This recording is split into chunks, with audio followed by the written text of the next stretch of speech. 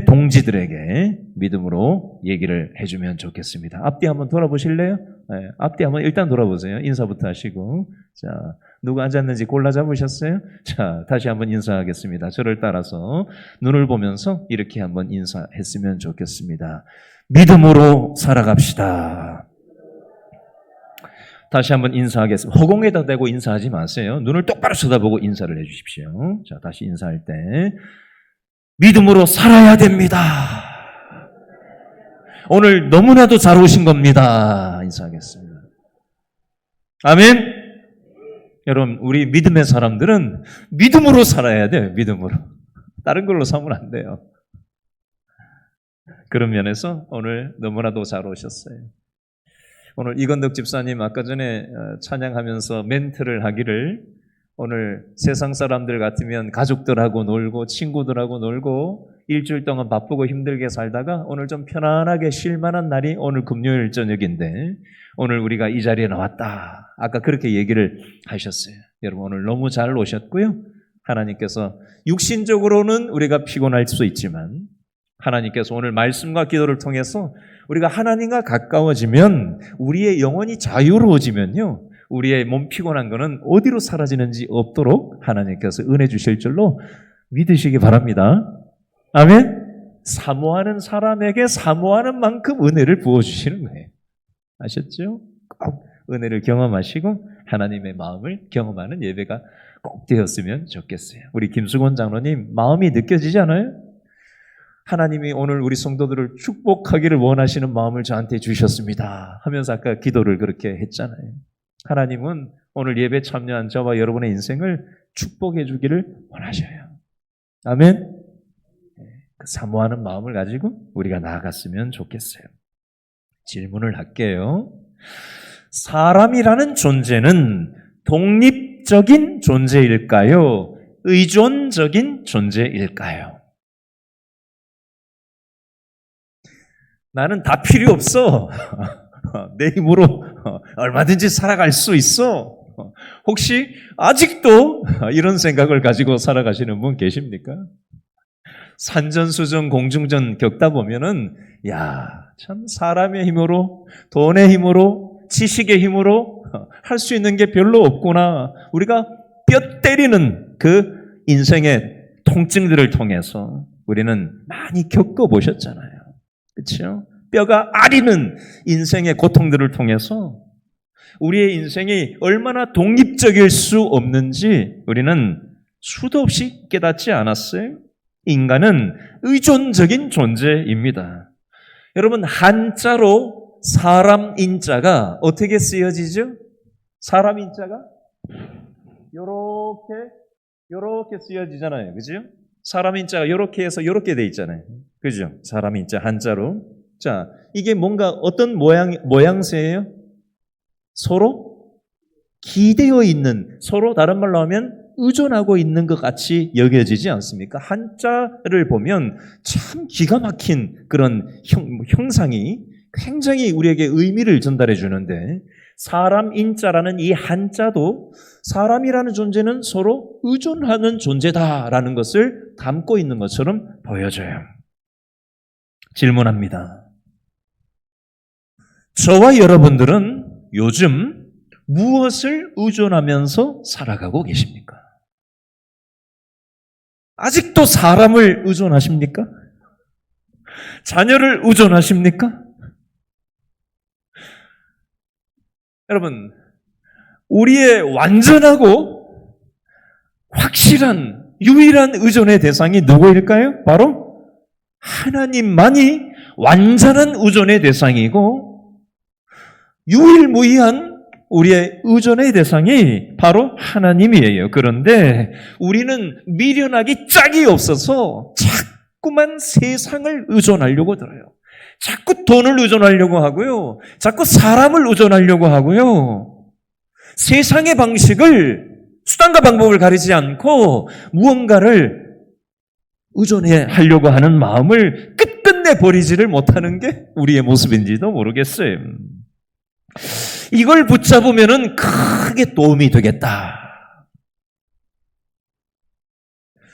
이게 있으면 내가 완전하게 뭔가 보장이 되겠다 해서 우리는 그것을 붙들고 의존하려고 들어요. 그런데 우리가 의존했던 것을 소나기에 틀어지었는데 그게 우리를 책임져 주지 못한다라는 것을 뼈아프게 여러분 겪어보지 않으셨어요? 이렇게도 겪어보시고 저렇게도 겪어보신 분들은 제가 지금 무슨 말을 하는지 알 거예요. 여러분 오늘 역대하 28장에 보면 누가 나오지요? 아하스 왕이라는 사람이 나와요. 남쪽 유다의 12번째 왕 이름이 아하스 왕이에요. 북쪽 이스라엘의 제일 나쁜 왕으로 불려지는 사람이 아합 왕인데요. 남쪽 유다에서 제일 나쁜 왕으로 알려지는 사람이 바로 오늘 본문에 나오는 아하스 왕이에요. 이 아하스 왕은 자기 딴에는 이 나라를 부강하고 강력한 나라로 만들려고 했는데 하나님을 의존하지를 않고 수단과 방법을 가리지 않고 세상 방식을 통해서 이 남유다를 부강하고 잘 나가는 나라로 만들려고 안간힘을 썼어요. 그 결과 자기 인생도 망가지고 남쪽 이스라엘도 망가지게 되는 결과를 낳게 되었습니다. 이유가 뭐였을까요? 저를 따라합니다. 하나님을 멀리하고 세상을 가까이 했기 때문에. 질문합니다. 저와 여러분은 요즘 어떠십니까? 하나님을 가까이 하고 계십니까? 아니면 세상을 가까이 하고 계십니까? 그 여부가 우리의 삶의 향방을 갈라지게 만들고야 말 것입니다. 여러분, 세상은 좋을 때는 좋아요. 내가 잘 나갈 때는 내 옆에 사람이 붙습니다. 근데 내가 어려움이 생기고 내가 문제가 생기고 힘든 일이 생기면 쏙쏙쏙쏙 빠져나가게 돼 있어요. 그게 세상의 논리예요. 그런데 우리 하나님은 우리가 좋을 때나 우리가 나쁠 때나 항상 우리와 함께 하시는 변함없는 하나님이시라는 사실을 여러분 빨리 깨달았으면 좋겠고 그것이 그 깨달음이 날마다 살아있었으면 좋겠어요. 여러분, 사람은 우리를 배신 때린다고 얘기하죠. 뒤통수를 친다고 하죠. 그런데 우리 하나님은 우리를 실망시키지 않으시고 우리를 내팽개치지 않으셔요. 제가 이 대목을 묵상을 하는데 복음송가 하나가 생각이 났어요. 그래서 가사를 찾아가지고 이렇게 한번 써봤어요. 여러분 잘 아시는 복음송가인데요. 제가 불러볼 테니까 여러분 아시는 분은 눈을 감고 찬양을 따라 하셔도 좋고 이 가사의 의미를 그냥 생각만 해보고 계셔도 관계없어요. 부르든지 안 부르든지 중요한 건 이 하나님을 생각하면서 한번 생각해 보시고 따라 하시려면 따라 하시고 하세요. 하나님 한 번도 나를 실망시킨 적 없으시고 언제나 공평과 은혜로 나를 지키셨네. 오 신실하신 주, 오 신실하신 주, 내 너를 떠나지도 않으리라. 내 너를 버리지도 않으리라. 약속하셨던 주님, 그 약속을 지키사 이후로도 영원토록 나를 지키시리라 확신하네. 여러분, 이 찬양의 가사가 그냥 노래로 그냥 흘려 부르는 그런 노래가 되지 않았으면 좋겠어요. 이 가사의 의미가 믿어지고 깨달아지고 경험되는 그런 신앙이 현재 진행형이면 좋겠어요. 옛날에 은혜 받았던 거 이거 가지고는 안 돼요. 신앙생활은 현재 하나님에 대한 믿음을 가지고 이 믿음의 고백이 우리에게 살아 있어야 되는 거예요. 여러분, 어떤 삶이 가장 복된 복받은 인생일까요? 저를 따라해 봅니다. 하나님을 가까이 하는 인생. 하나님을 가까이 하는 인생이 복받은 인생이라고 시편 73편 28절에서 말씀하는데 읽어드릴게요. 하나님을 가까이 함이 내게 뭐다? 복이라. 저를 따라합니다. 하나님을 가까이 함이 내게 복이라. 여러분, 이거 하나만 딱 붙잡고 가셔도 돼요. 여러분, 하나님을 멀리 하면 인생이 꽝이 되는 거예요. 그런데 반대로 하나님을 가까이 하면 복된 인생이 될 수 있다라는 것입니다. 자, 오늘 역대하 28장의 아하스 왕은 하나님을 가까이 했나? 아니면 하나님을 멀리 했나? 이걸 보면서 저와 여러분의 신앙의 모습하고 연결해서 좀 생각을 해보았으면 좋겠어요. 자, 역대하 28장 1절, 2절 말씀을 묶어서 읽어보겠습니다. 역대하 28장 1절, 2절 다 같이 시작. 누가?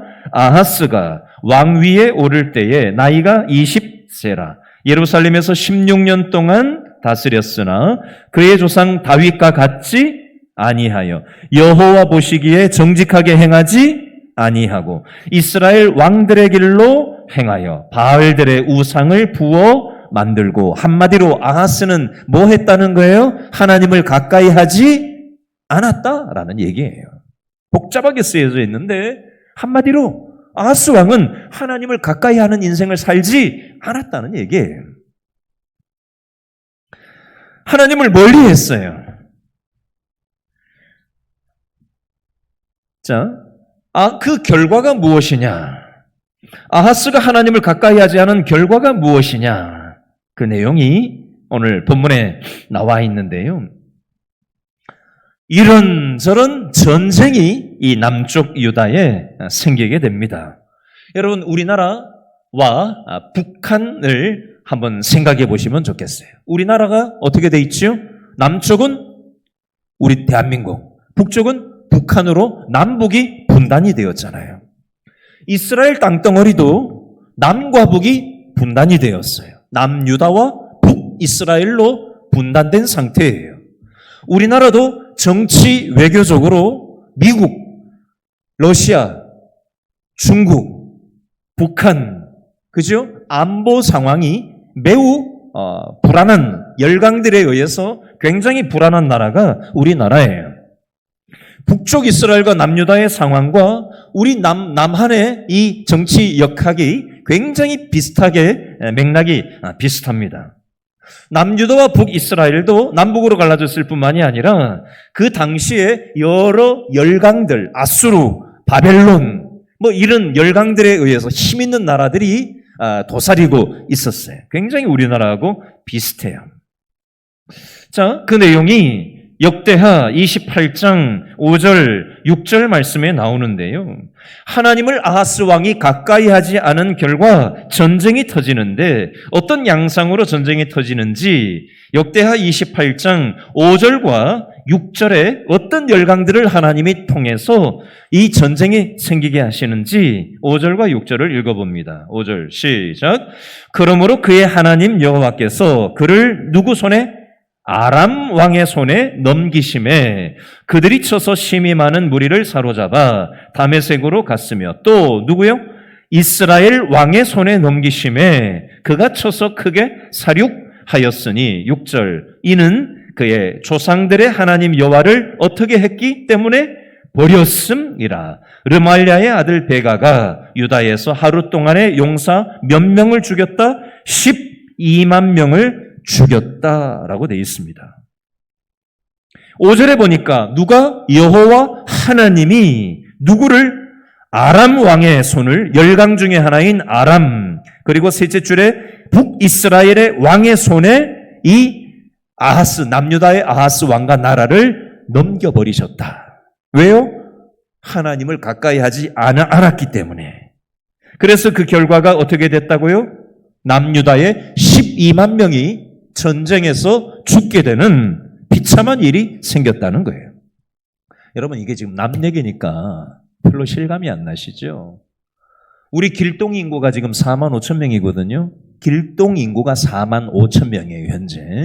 근데 12만 명이 죽었다는 거예요, 전쟁에서. 별로 실감 안 나시죠? 이게 내 얘기가 되면은 이게 생생한데 남의 얘기면 와닿지가 않아요.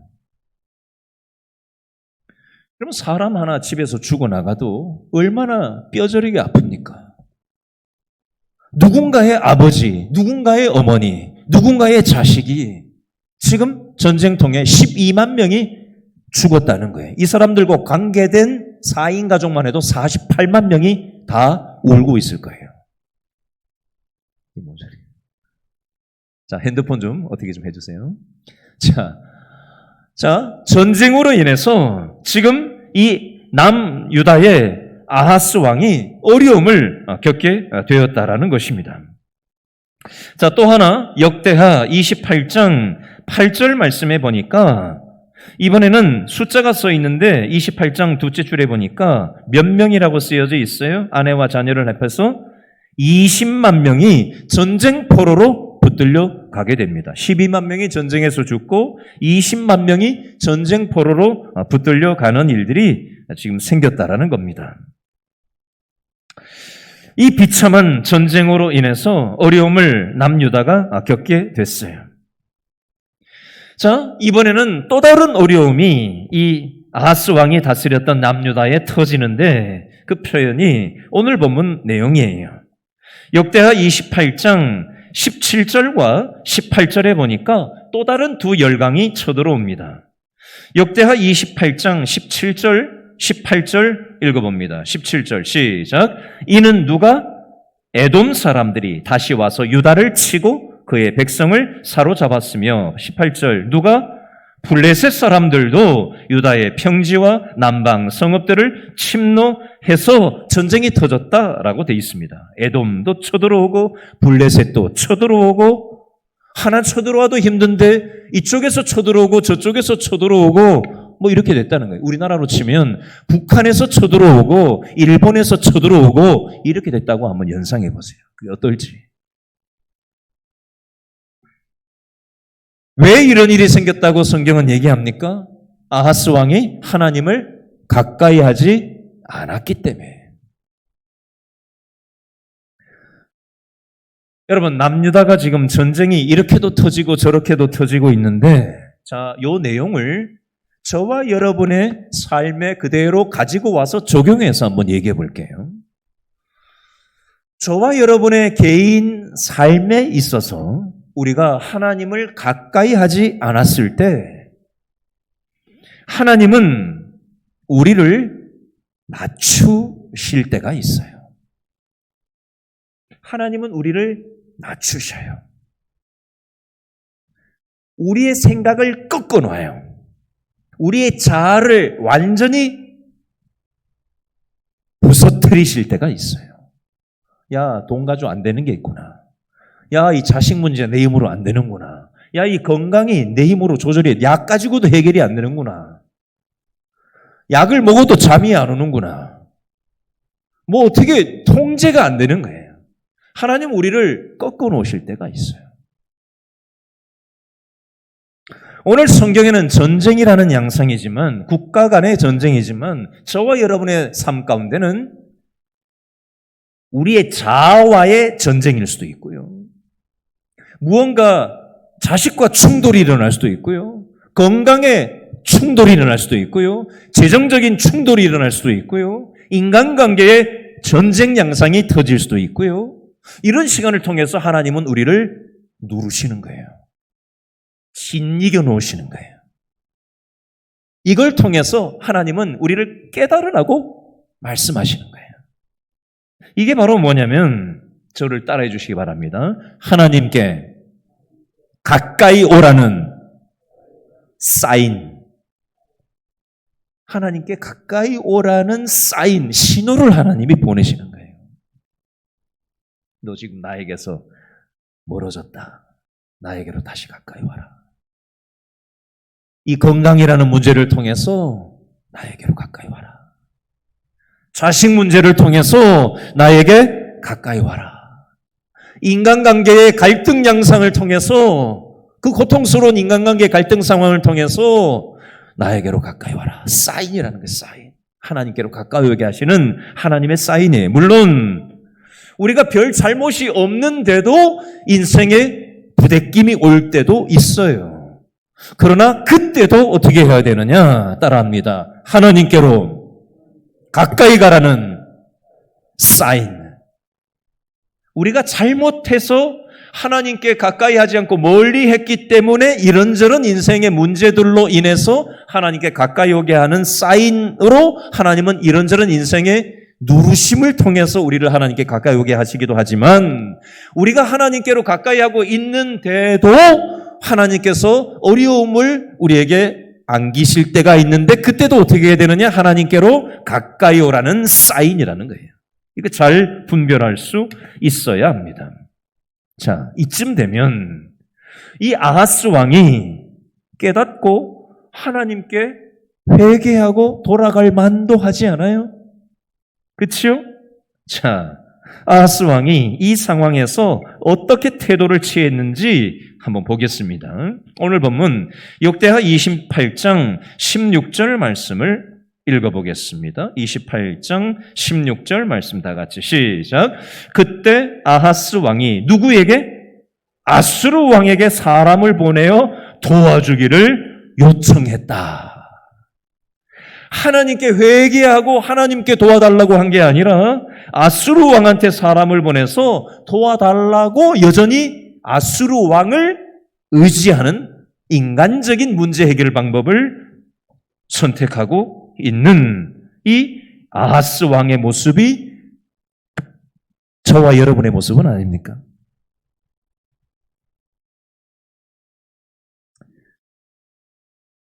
그러면 그 결과 아수르 왕을 의존한 결과 아수르가 와서 위기에 빠진 이 나라를 도와줬나요? 아니요. 어떻게 됐을까요? 자, 20절, 21절 말씀 읽어보겠습니다. 역대하 28장 20절, 21절 다 같이 시작. 아수르 왕 디글랏빌레셀이 그에게 이르렀으나 돕지 아니하고 도리어 그를 공격하였더라. 아하스가 여호와의 전과 왕궁과 백성들의 집에서 무엇을? 재물을 가져다가 아수르 왕한테 주었으나 그에게 유익이 없었더라. 있는 거 없는 거 돈 다 긁어 모아가지고 박박 긁어가지고 용병을 보내달라고 용병요를 지불을 아수르 왕 디글랏빌레셀한테 했음에도 불구하고 오히려 다른 나라한테 붙어가지고 이 아하스 왕 남유다를 공격을 했다. 아무런 유익이 없었다라고 되어져 있습니다. 여러분, 우리가 하나님 앞에 고집을 피우면요, 하나님이 사인을 주시고 가까이 오라고 하실 때 얼른 회개하고 하나님께로 가까이 가야 되는데 계속 자존심 부리고 교만 떨고 고집 피우고 하나님께로 가까이 가지 않으면 어떻게 될까요? 지금 나라는 더 어지러워지고 돈도 다 뺏기고 더 어려움에 빠지게 되는 결과를 아하스 왕이 겪고 있는데 혹시 우리 모습 속에서도 이런 비슷한 양상이 신앙의 모습에서 있지는 않는지 잘 분별하시면서 따라오셔야 돼요. 남 얘기 듣듯이 들으시면 안 돼요. 이 원리를 가지고 나의 삶에 적용하면서 따라오셔야 돼요. 자, 이제는 아하스 왕이 하나님께 좀 회개하고 돌아올 만하지 않아요? 자, 근데 아하스 왕이 어떻게 하는지 28장 22절 읽어봅니다. 22절 시작. 이 아하스 왕이 곤고할 때에 어떻게 했어요? 더욱 하나님께 회개했다? 아니요. 여호와께 범죄했다.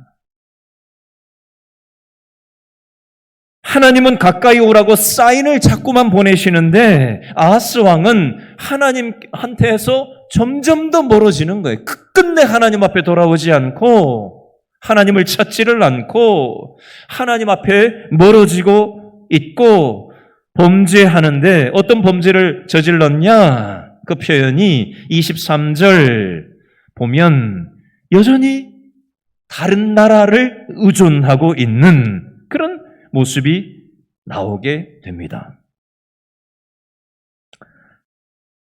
여러분 요엘서 2장 13절, 14절, 12절, 13절 말씀을 제가 읽어드릴게요. 요엘서 2장 12절, 13절이에요.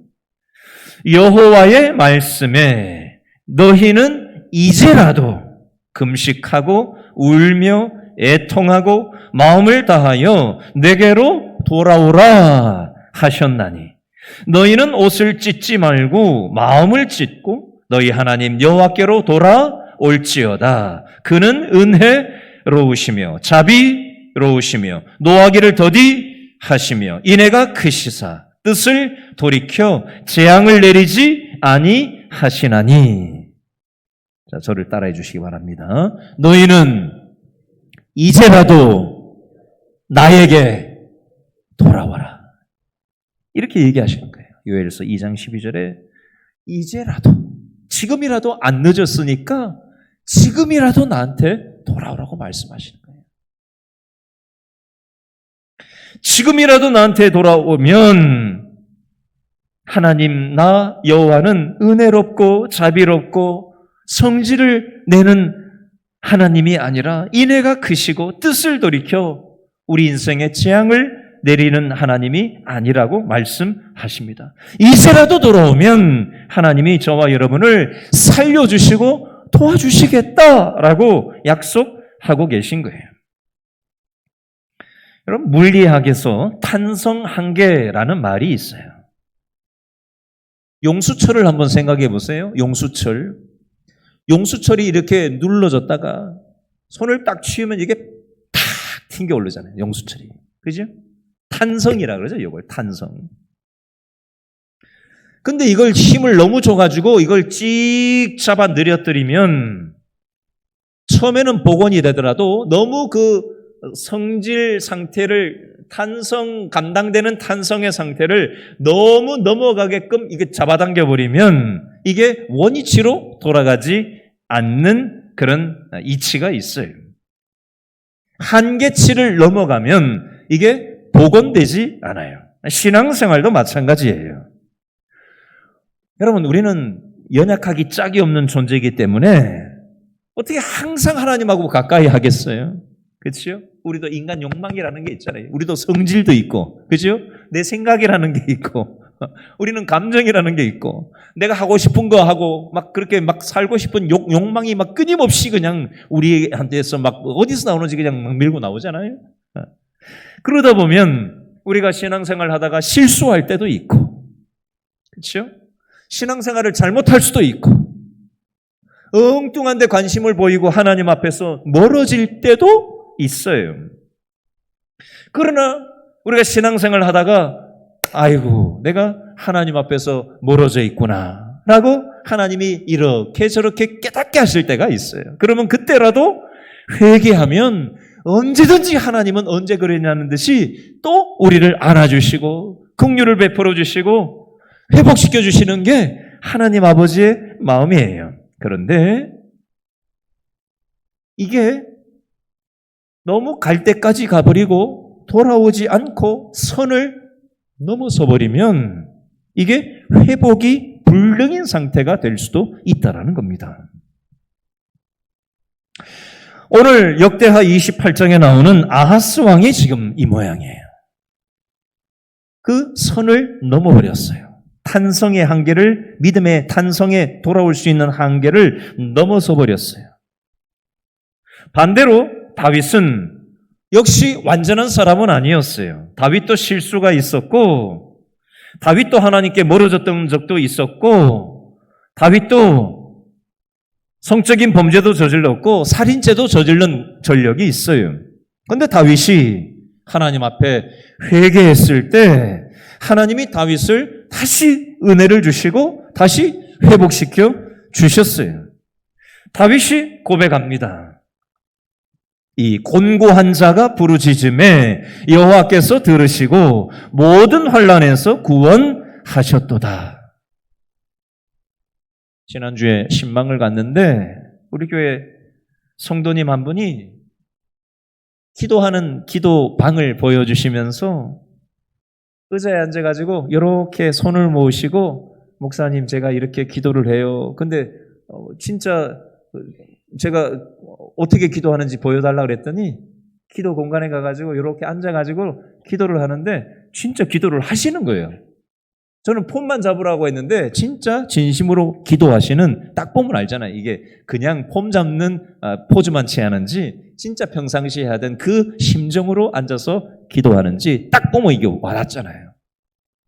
근데 우리 교회 권사님이 목사님 제가 아침에 6시에서 집이 멀어가지고 교회가 멀어가지고 새벽 예배는 교회 예배 못 나오지만 멀리 살아도 매일 새벽 6시에 7시 반 사이에 항상 기도를 이렇게 합니다. 또 성도 한 분 신방을 갔는데 이렇게 얘기하세요. 저는 신앙이 너무 없어요. 그런데 저녁에 잠자기 전에 항상 기도를 합니다. 그래서 제가 칭찬을 해드렸어요. 하나님을 잊지 않고 유창하게 기도하느냐 안 하느냐가 중요한 게 아니라 잠자기 전에 하나님을 생각하고 하나님 앞에 한마디라도 기도하려고 하는 그 태도, 하나님은 그 마음의 자세를 하나님은 귀하게 여기십니다. 너무 잘하고 계신 겁니다. 제가 한 5번 이상 너무 잘하시는 좋은 습관이에요. 저도 배워야 되겠다고 그렇게 말씀을 드렸어요. 여러분, 우리가 신앙이 좋으면 뭐 얼마나 좋고, 네? 우리가 무슨 신앙이 얼마나 좋겠어요. 우리가 부족한 것을 인정하고 이제라도 하나님을 찾고 의존하면 하나님께서 우리에게 복 주시고 은혜를 베풀어 주신다라는 것입니다. 여러분, 어떤 인생을 살고 싶으십니까? 아하스처럼 하나님을 멀리하고 세상의 것만 의존하며 사시겠습니까? 아니면 하나님을 가까이 하시고 살아가시겠습니까? 오늘 이 말씀의 원리를 생각하시면서 한번 다 같이 기도했으면 좋겠습니다.